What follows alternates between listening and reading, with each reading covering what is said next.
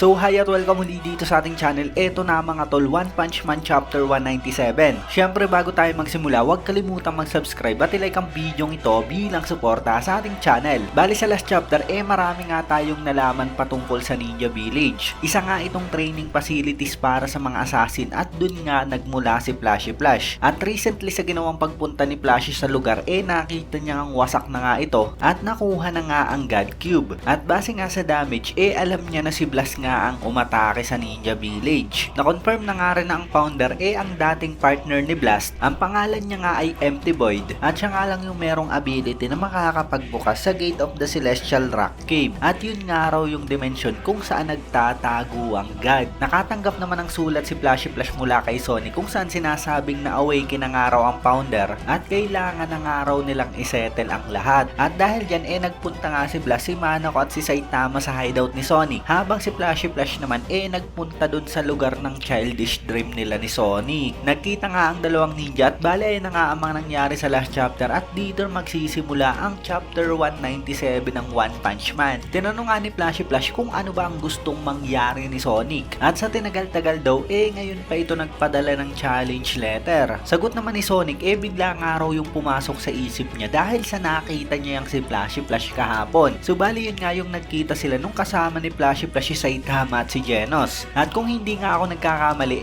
parang yun nga rin yung unang beses na nakita nating nagkaharap ang dalawang ninjang ito. Dagdag pa ni Sonic talagang gustong-gusto niya raw isettle ang lahat sa kanilang dalawa ni Flashy Flash. Sagot naman ni Flashy Flash kahit na ba raw alam na ni Sonic yung magiging outcome. So ang ibig sabihin niya parang alam na ni Sonic na matatalo nga siya at talagang napakaraming araw oras nito. Sagot naman ni Sonic wag nga raw mayabang yang si Flashy dahil siya nga raw mismo yung nagturo kay Flashy Flash kung paano ba gumamit ng espada. At mula nga dyan nagkaroon na naman nga ng flashback ang dalawa. Nilapitan ni Sonic si Flashy Flash at sinabing lagi nga raw itong stuck sa Squad 5 kaya bibigyan niya nga raw ito ng tips kung paano humawak ng kutsilyo. Kung hindi nga raw yun magagawa ni Flashy Flash talagang wala itong mararating. At nagpakilala nga siya dyan na ang call sign niya ay Speed of Sound Sonic. Nagpakilala nga rin si Flashy at sinabi niya ang call sign niya ay Flashy Flash. At pag nalaman nga raw na nag-uusap silang dalawa siguradong mapapahamak sila. Umaakto nga raw na parang genius yang si Sonic pero nasa Squad 5 nga rin daw ito. Sagot naman ni Sonic hindi nga raw nagigets ng mga yun na isa siyang genius. Paliwanag pa nga dyan si Sonic nga raw ay nasa Squad 5 at ito nga raw ay category failure. Lagi nga raw nagre-rebelde ito at nag-o-offer ng advice kay Flashy Flash kahit na wala naman daw itong kinalaman sa kanya at yang si Sonic nga lang daw ang talagang nakakausap niya. At ipinapakita nga dyan na nagpa-practice nga magkasama ang dalawa. Ang isang araw nga raw sa Ninja Village tumatagal ng 72 hours at 6 na oras nga lang daw sila pwede matulog doon. So yung isang araw sa kanila 3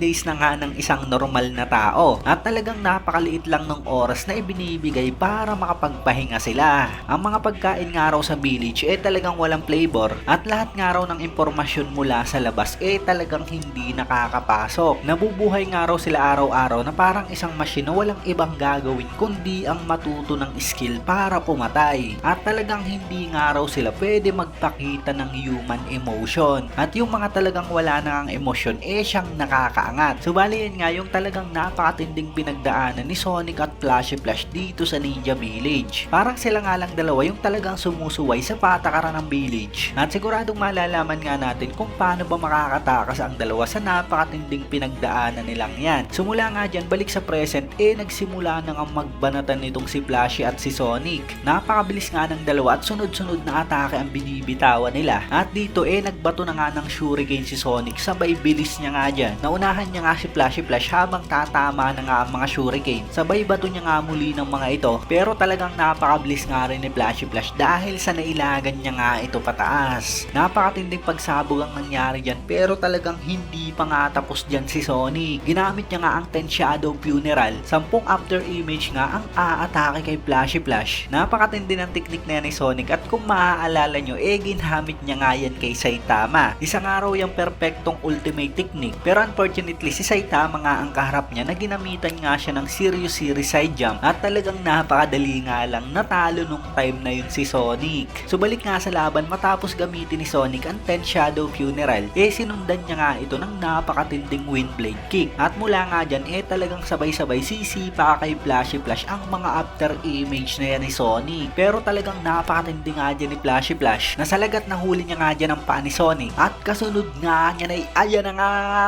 bagang! Ginamit ni Flashy Flash ang kanyang ultimate technique na flash kick. Napakatindi nga ng binitawan niyang atake at talagang talsik nga si Sonic pababa. At sinabi nga rito ni Flashy Flash na hindi niya nga raw akalain na magagamit niya ang kanyang isang ultimate technique laban dyan kay Sonic. Talagang lumakas na nga raw ito at dahil dyan pwede nga raw sila. Bigla kang naputol ang sinasabi ni Flashy Flash dahil sa meron ngang bigla kang umatake sa kanya. Nakailag nga agad si Flashy Flash at talagang napakaraming sandata nga ang tumama dyan. Napatanong nga dyan si Flashy kung sino ba ang dumating na yan. At sabi nga dyan ng mga ninja, hindi nga raw ito yung oras at lugar para iluryang si Flashy Flash. Kaya ano ba raw ibig sabihin ito? Sabi naman ng isang ninja, sa una pang araw talagang duda na siya dyan kay Sonic. Pero hayaan ang araw nila yun at gawin na nilang execution para sa traitor ng village na si Flashy Flash. Pero mula nga dito sa likod, bigla na nga lang inatake ni Sonic ang isa sa mga ninja. Talsik nga ito paunahan at talagang galit na galit nga ang mga ninja at mukhang talagang kakalabanin ng araw sila niya ni Sonic. Nabigla naman dito si Flashy Flash dahil sa nagawa ng araw dumipensa ni Sonic sa kanyang flash kick. Sabi naman dito ni Sonic gusto niya ng araw talunin mag-isa yang si Flashy Flash kaysa ibigay ito sa mga ninjang yan. Pero nakikialam ng araw ang mga ito at napakamaling timing niyan. Sa kanila nga lang daw itong dalawa at nakikialam pa ang mga ninjang yan. Kaya talagang naiinis nga raw siya sa ginagawa ng mga ito at ayaw niya ng araw makita pang muli ang pagmumukha ng mga upper class ninja na yan. Sagot naman ng party ninja mukhang nawala ng araw sa katinoan niyang si Sonic at mukhang kailangan na nga rin daw nilang i-execute ito. Lahat nga raw sila